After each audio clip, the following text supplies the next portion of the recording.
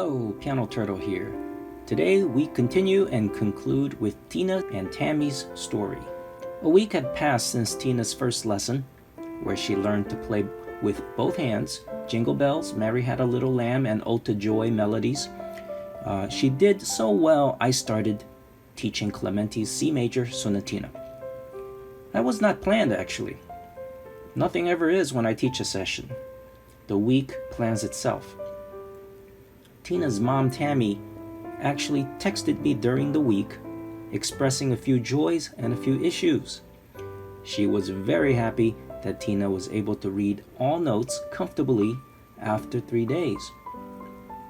Her concerns about reading bass clef when she was learning piano herself was not evident in Tina. Tammy was also very glad to tell me that Tina had memorized the 2 lines that was taught during the first lesson.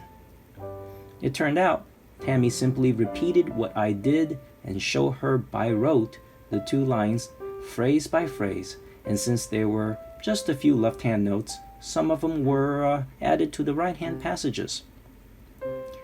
Tina did not fear playing with both hands because her first experience on the piano during the lesson was playing with both hands. But she had some trouble with theme 2, where the Alberti bass comes to play.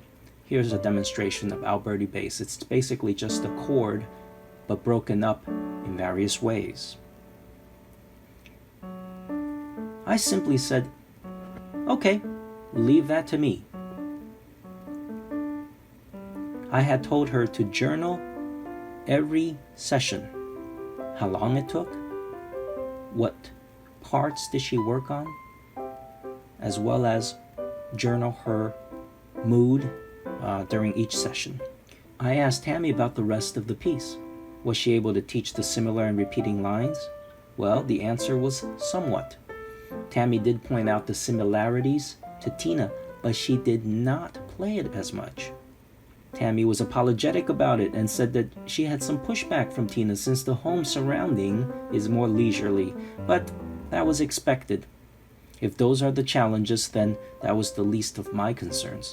I reassured Tammy that we're off to a great start, and I was looking forward to lesson 2. So the day arrived. We spent 5 minutes catching up. It was mostly Tammy talking about how long it took for her to reach this level and all the troubles she had and her regrets of quitting, but knew it was good for her daughter and things like that, and chit-chat. I asked Tammy not to let Tina know any of her troubles, but rather tell Tina her joys of learning the instrument. We proceeded with the lesson. I had Tina play from memory while I looked at the journal.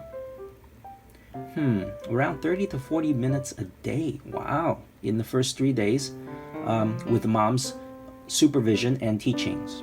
And then 10 minutes a day for the rest of the week. Well, that is to be expected. The 10 minutes was done by Tina herself without supervision after the passages, 2 to 4 measures at a time, was already learned. She played the parts very well, relatively speaking, of course. She even called the parts out by section. That was not taught by me. The organization was taught by Tammy. I was just showing her parts I thought she can play during the last lesson. I was able to call out section numbers and she would jump straight to it and play it by memory. We worked on theme 2 because that's what she was missing, and I had her go really, really slow. And I told her to play each thought one by one. In this case, look at the example here.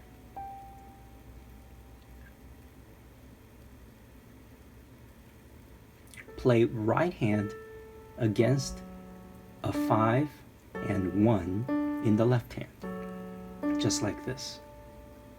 And I pointed exactly where to go, and the results sounded like this.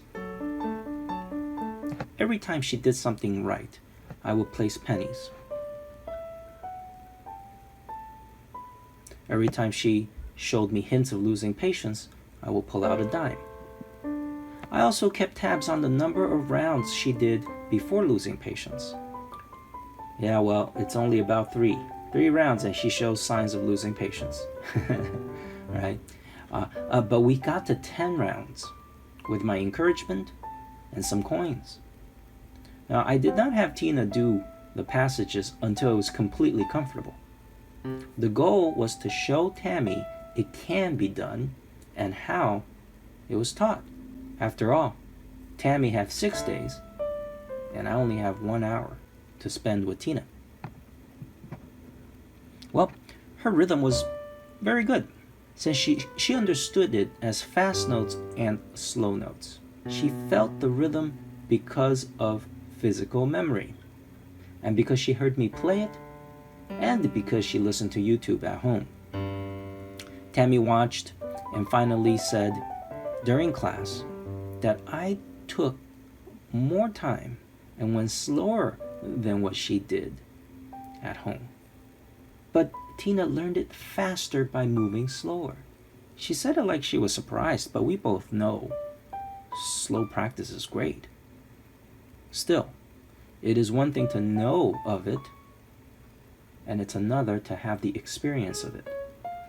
The repeated and similar sections was covered first. I asked Tammy if she thought the piece was hard when she took lessons. She said kind of. And then I asked Tina if she thought it was hard. Tina said no. But I can tell that Tina wasn't telling me the complete truth, because she said no almost too fast. Tammy laughed and said, "It seems like it's harder at home than it is here." I chuckled and said some of that is psychological. Tina knows who she's dealing with at home. "Tell me about it," says Tammy. We both laughed about it and continued with the lesson. So near the end of the lesson, Tina had touched every note of the first movement of the sonatina. And Tammy agreed to rehearse 2 sections a day up to 10 times because we discovered that she can reach 10 times despite losing patience with some encouragement. Tina, for the most part, was very cooperative.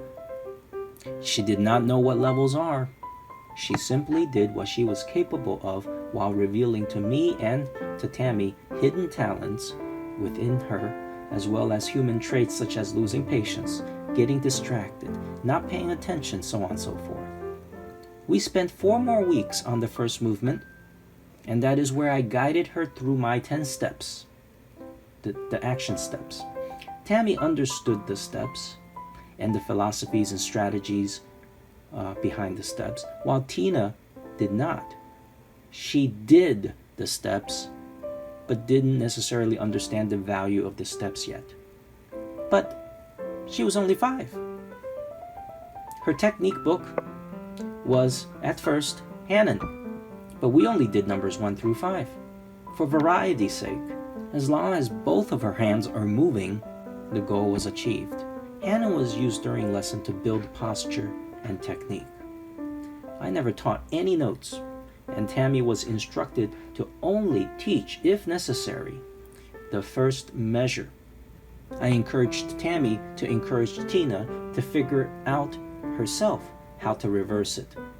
The hint was, on the way down, the left hand copies the fingering of the right hand while it was going up. The fingering's memorized, so let her do her own calculations. I kept encouraging Tammy to decrease obvious demonstrations at home to increase Tina's mental activity.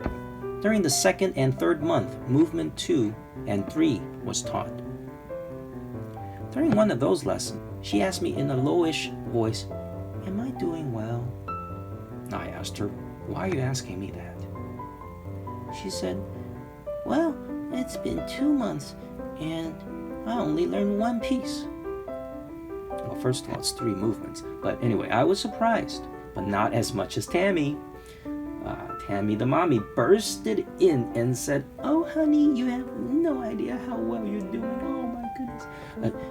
I went to my library of method books and took out a level 1 book.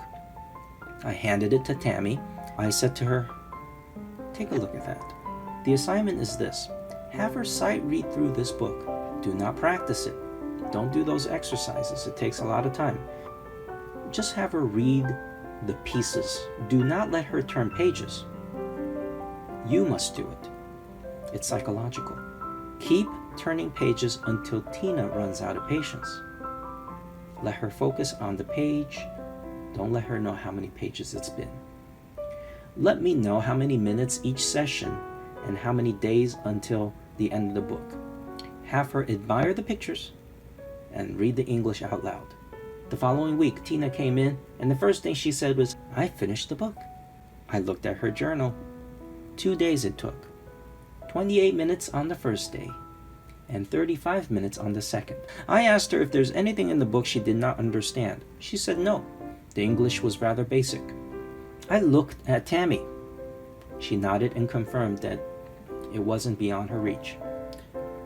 That book is full of popular tunes, and she now can enjoy all of that anytime she wants at that level.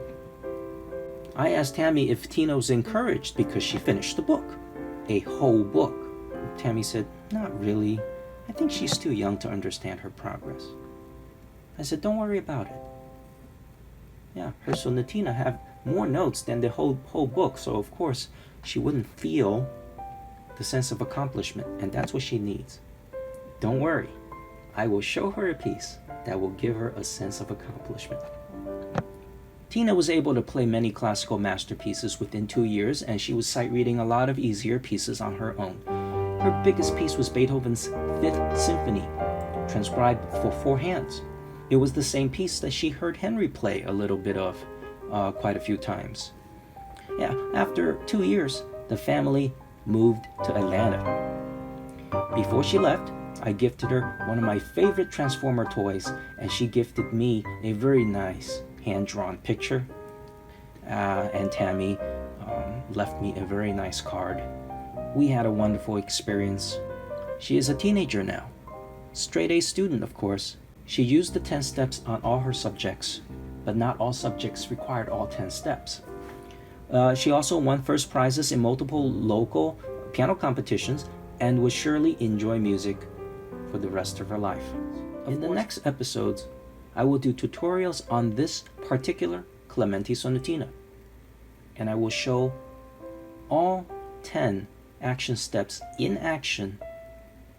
Each step trains a different aspect to learning, and each step is, in my opinion, necessary to achieve mastery on a subject. It's not going to be the same as a private session where I respond to the students' actions.